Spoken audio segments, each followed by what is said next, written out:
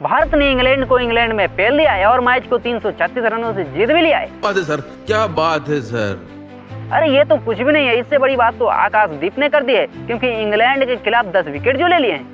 ये क्या बात करता है यार। अरे वो सही कह रहा है बाबू भैया। इसी के साथ जो है आकाशदीप में चेतन शर्मा का जो रिकॉर्ड था 21 साल पुराना, उसे तोड़ दिया है, क्योंकि इससे पहले चेतन शर्मा ने भारत के लिए 10 विकेट लिए थे इंग्लैंड के खिलाफ।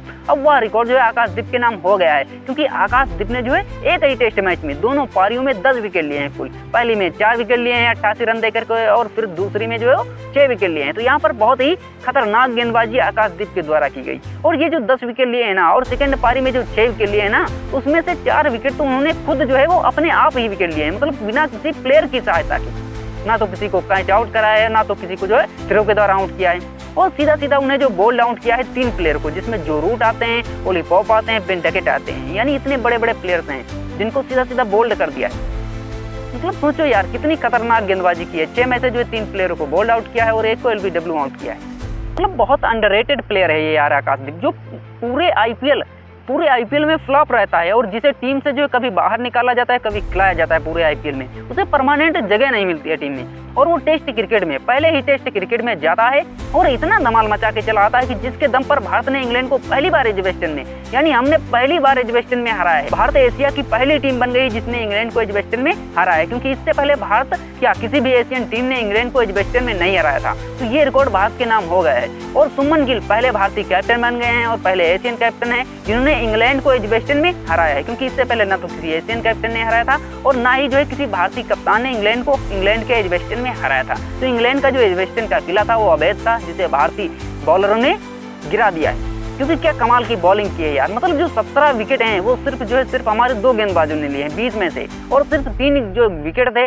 वो दूसरी पारी में हमारे 3 बॉलरों ने लिए हैं। सोचो, मतलब 17 विकेट 2 गेंदबाजों ने लिए। मोहम्मद सिराज ने 7 लिए और वहीं पर जो है आकाशदीप ने 10 लिए। यानी 3 प्लेयरों ने हमारे एक तरफा डोमिनेट किया। एक तो हो गए सुमन गिल 430 रन बनाए, और दूसरे प्लेयर हो गए आकाशदीप जिसने 10 विकेट लिए 187 रन दे करके। क्या कमाल की बॉलिंग की है।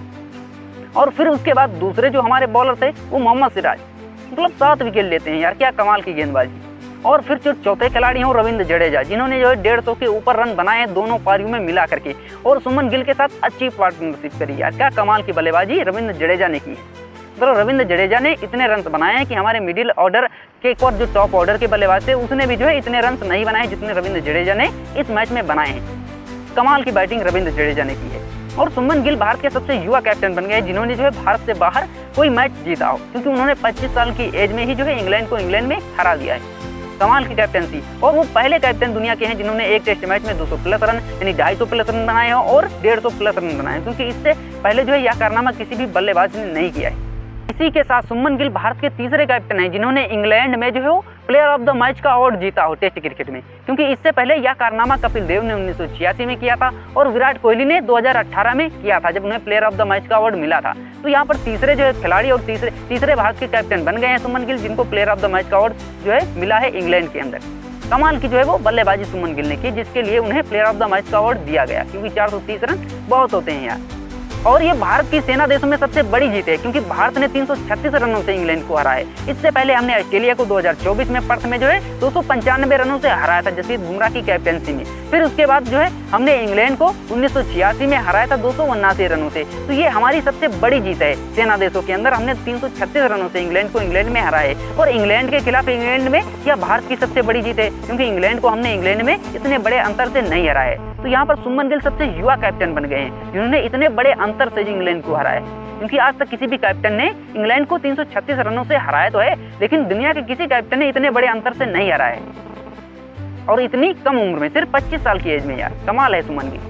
अगर हम दोस्तों मैच पर नजर डालें तो इंग्लैंड की टीम 72 पर 3 थी, तो वहां से आगे खेलना शुरू करती है 5वें दिन। तो आकाशदीप ने ही इंग्लैंड को पहले ही 2 झटके दे डाले, यानी 80 पर जो है वो लिपॉप आउट कर दिया सिर्फ 8 रनों के अंतराल पर। और सिर्फ जो है इंग्लैंड का जो 5वां विकेट था वो भी जल्दी गिर जाता है सिर्फ 3 रनों के अंतराल पर। हैरी ब्रूक उनको भी जो है आकाशदीप ने आउट कर दिया। तो यहाँ पर 2 विकेट आकाशदीप ने बैक टू बैक लिए, एक को बोल्ड और एक को एलबीडब्ल्यू आउट किया। फिर यहाँ से इंग्लैंड के बल्लेबाज जेमी स्मिथ और बेन स्टोक्स के बीच में लगभग 70 रनों की साझेदारी होती है, और दोनों ने जो है यहाँ पर बढ़िया पार्टनरशिप करी और इंग्लैंड का जो 153 पर जो है वो छठा विकेट गिरता है बेन स्टोक्स का, जिन्होंने 33 रन बनाए। और फिर उसके बाद इंग्लैंड का जो 7वां विकेट था वह क्रिस वोक्स के रूम में गिरता है 199 पर। बड़ी पारी नहीं खेल सके, लेकिन जेमी स्मिथ के साथ जो है उन्होंने 40-45 रनों की साझेदारी की। और फिर उसके बाद इंग्लैंड का जो 8वां विकेट था वह जेमी स्मिथ के रूम में गिरता है, जो 226 पर गिरता है। और जेमी स्मिथ ने 88 रन बनाए। मतलब बढ़िया पारी, एक तरफा डोमिनेट जेमी स्मिथ कर रहा था, लेकिन उसका साथ किसी ने नहीं दिया। तो जेमी स्मिथ को भी आकाशदीप ने ही आउट किया, तो बड़ा विकेट था। और फिर उसके बाद इंग्लैंड का जो 9वां विकेट जो स्टंक के रूम में गिरता है 246 पर, और जो स्टंक सिर्फ 2 रन ही बना पाते हैं। तो इंग्लैंड का जो 9वां विकेट था वो जो स्टंक का गिरा। और फिर उसके बाद इंग्लैंड का जो 10वां विकेट 271 पर ब्रेंडन कार्स का गिरता है, और उसी के साथ इंग्लैंड की टीम 271 पर क्या होगी राहुल जी? खत्म। क्योंकि आकाशदीप ने ब्रेंडन कार्स को आउट कर दिया। तो आकाशदीप ने ही इंग्लैंड की पारी को समाप्त कर दिया। शुरुआत भी आकाशदीप ने की थी और एंड भी आकाशदीप ने किया। मतलब क्या कमाल की बॉलिंग आकाशदीप ने की है यार। मतलब इतना अंडररेटेड प्लेयर यार। मतलब सोचो, जिसको टीम में खिलाने के लिए जो सोच रहे थे, सब लोग यही कह रहे थे यार इसको खिलाया है, आप जो अर्शदीप को क्यों नहीं टीम में लिए हो। बहुत बड़ी बात थी, लेकिन उसने सबको चौंका दिया और सबका मुंह बंद कर दिया। आज हम जो जीते हैं वो आकाशदीप की वजह से ही जीते हैं। बाकी दोस्तों आपको क्या लगता है, क्या नीतीश कुमार रेड्डी को बाहर बिठाना चाहिए और साई सुदर्शन को उनकी जगह पर लाना चाहिए, या फिर जो है करुण नैयर को बिठाना चाहिए? करुण नैयर को एक मौका देना चाहिए या नहीं देना चाहिए, या फिर प्रसिद्ध कृष्णा को जो है वो टीम से हटा देना चाहिए, बुमराह को लाना चाहिए? हमें कमेंट करके जरूर बताएं दोस्तों। या फिर प्रसिद्ध कृष्णा की जगह पर हम अर्शदीप को ही प्रयोग के तौर पर ले सकते हैं? हमें कमेंट करके जरूर बताएं दोस्तों। बाकी वीडियो कैसी लगी इस पर भी राय देना। चैनल पर नया हो तो यार सब्सक्राइब तो जरूर कर लो और वीडियो को लाइक शेयर भी कर दो यार।